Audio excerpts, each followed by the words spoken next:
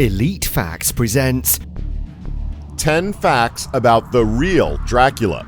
10. Still had a thirst for blood. When we hear the name Dracula, we usually think blood-sucking vampire.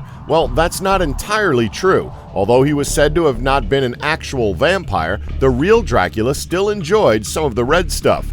But instead of sucking the blood directly from his victims, he would dip pieces of bread in their blood. The 15th century manuscript, The Story of a Bloodthirsty Madman Called Dracula of Wallachia by Mikhail Beheim, states that Vlad would invite guests to his home for dinner, and when they finished eating, he would impale them and let their blood drip on the table for later consumption. 9. Dracula means son of dragon. So the name Dracula wasn't something made up specifically for the Gothic novel, as Vlad III himself actually preferred to be called Dracula. His father, Vlad II, was a member of a secret society known as the Order of the Dragon. He was so proud to be a member that he had his name changed to Dracul, which translates in Romanian to dragon.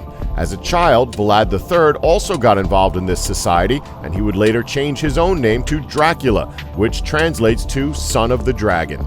8. Dracula's mother. Although we know quite a bit about his father and his history with the Order of the Dragon, we know pretty much nothing about his mother. It was originally believed that his mother was Princess Nijna of Moldavia. However, the theory is very unlikely, as his father was well known for having many mistresses, so it is a complete mystery as to who Vlad III's mother really was. 7. Tortured childhood. As a child, Dracula lived in a time period filled with constant war. Transylvania itself was at the frontier of two great empires that consisted of the Ottoman and the Austrian Habsburgs. At first, Dracula was imprisoned by the Turks and then again by the Hungarians. Dracula's father was murdered, while his older brother, Mircea, was blinded with red-hot iron stakes and buried alive. This was the turning point in Dracula's life that made him the killing machine that he became infamous for being. 6. Dracula liked a good laugh. As strict and as ruthless as he may have been, it's well documented that Dracula also enjoyed a good laugh. Although not a good laugh in the traditional sense, more that he really enjoyed all the torture, pain, and suffering that he dealt out. So much so that you could make the argument that Dracula actually had a sense of humor, albeit a twisted one, as he was known for making some incredibly morbid jokes about his victims as they died.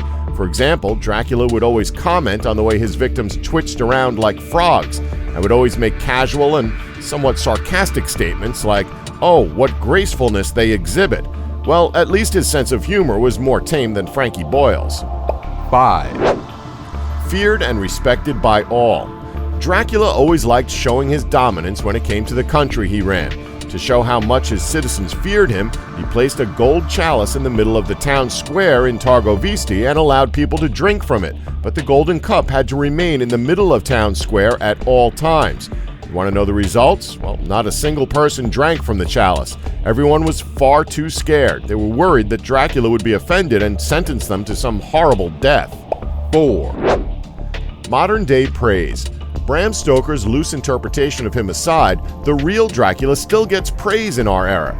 Former Romanian President Nicolae Ceausescu, who was the communist leader of the country from 1965 to 1989, commended Vlad's patriotism to further his nationalistic agenda, which targeted Hungarians and other ethnic minorities in Transylvania. 3. Death toll. There's no doubt that Dracula was a sick, sadistic ruler, but you've got to ask, well, how many people's deaths was he actually responsible for? Well, when you consider that Dracula had a passion for killing and a large appetite for death, you can expect that that death toll would be in the thousands. He was reportedly responsible for at least 40,000 deaths, with some other historians saying that the death toll he's responsible for is actually in the 100,000 range. 2. His death. As with any reign, it must come to an end in some way, shape, or form. Vlad was eventually captured during the Turkish invasion and was decapitated for all his troubles. His head was then given to the Sultan, who impaled it outside his palace so that everybody could see it, thus marking the end of his reign of terror. 1. His body disappeared.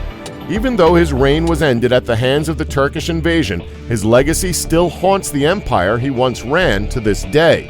Soon after his head was impaled in front of his own castle, his body was buried in Nagov Monastery outside of Bucharest. However, reports state that his body was never found there, meaning that either someone went grave robbing soon after his death, or that Vlad the Impaler rose from the dead, reincarnated as Dracula. Of course, there's always the possibility that he faked his death and he's hiding out in Cuba with Tupac. Don't forget to like us and subscribe for more elite facts.